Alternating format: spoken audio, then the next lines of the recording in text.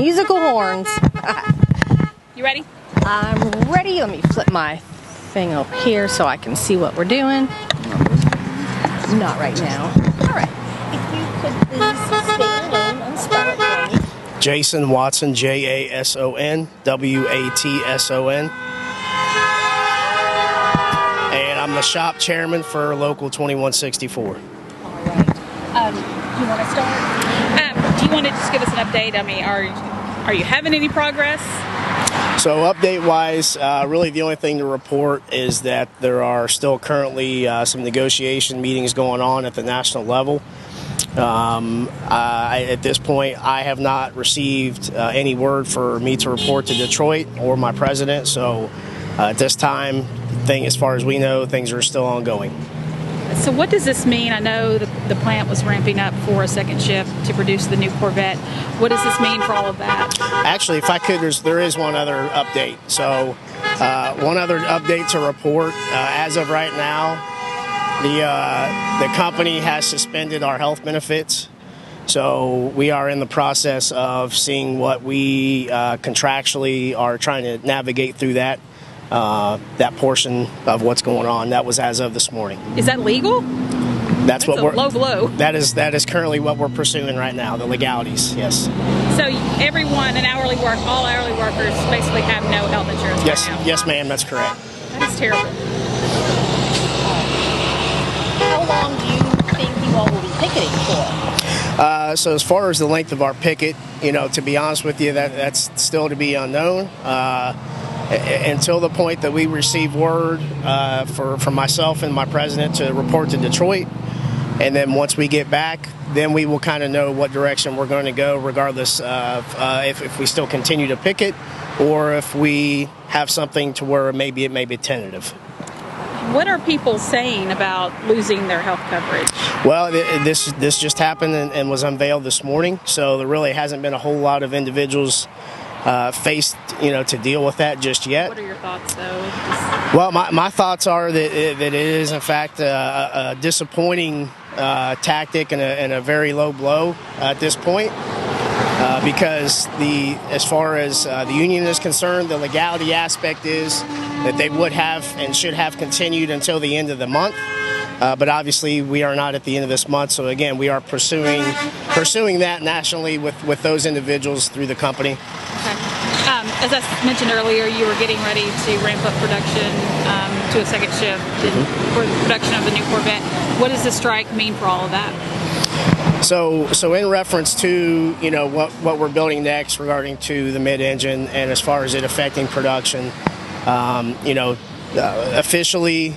Production on those vehicles has not been released yet, so we are not at a point that where I could say it is affected or not.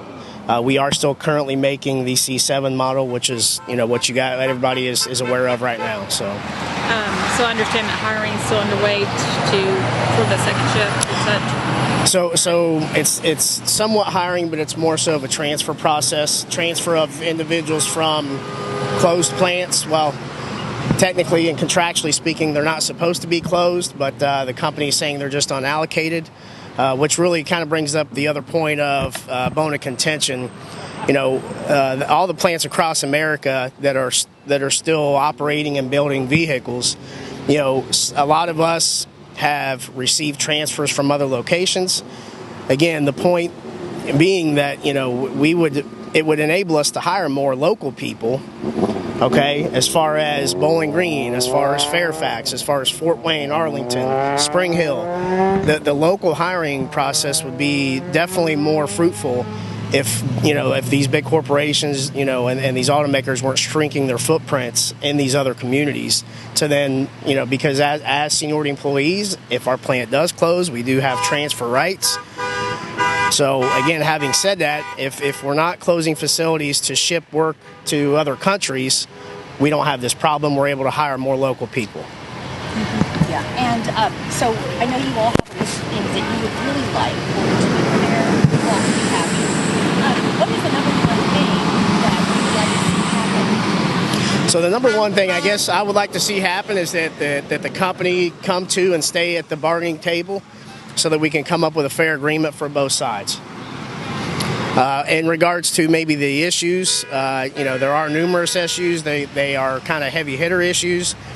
I would say that collectively, as a 25-year member and of the union and General Motors as an employee, what I would say is we are collectively looking for gains for not just one set of employee, but everybody as a whole.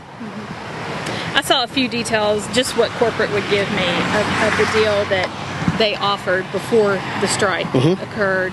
Like $7 billion in investments, 5,400 new jobs, but there weren't any really details. There was no mention of doing anything for temporary workers. So yes, ma'am. So as far as the items that the company has aired out to the media and to the public, what I would say is hopefully people realize that they're probably not divulging everything that they offered or failed to offer.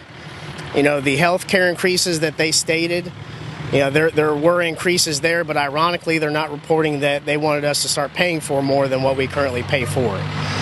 Again, they also did not hit on some of the heavier issues that we are trying to pursue to get language on in this next agreement.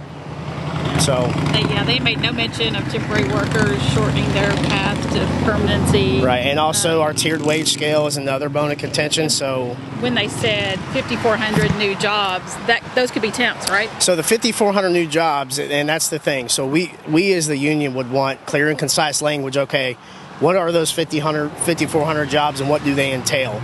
Because again, if we're closing plants over here and over there, we're not. It's more of a technicality. Are we really adding jobs, or are we just moving them around? There's picketers, and I guess you're one of them as well. Yes, ma'am. They seem to be pretty upbeat, and they're in it, and we're getting great feedback from the community. So, first and foremost, and the opening statements that we made on Sunday night, at least the opening comments I made, first and foremost, we appreciate the public, we appreciate the communities and the people that buy the products that we make. I think quite honestly, a lot of us maybe can't afford a Corvette. But again, the brothers and sisters that I have that work in other communities that make trucks, crossovers, SUVs, cars, again, we appreciate the fact that the people, will go out and buy those products because we do go to work and we do work hard and we work to make quality products. And we do appreciate the fact that people buy those products. I think that takes care of it for me. Yeah. Okay. I think me too. Okay. Thank you for your time. Yes, as yeah. always. Yep. And I told one of the other outlets, now I'm not going to lie to you, at the point we get a phone call that myself and the president need to go to Detroit, we probably aren't going to remember to call you guys. So most of you have at least his or my number. Low priority, we understand. No. But I mean, the point being, most of you have either his or my number. Yes. If you hear that we got a call to go there, if you want to call and say, hey, is there anything that that you can tell us, or we'll let you. We'll give you what we can. Okay. And do you have a card? No, but I can give you. I can Just want to say it, and I'll write it down. Sure. Okay. It's cell number is area code 330-501-0841. All right. Thank you so much. Thank you. Thank you, Jason. Take care.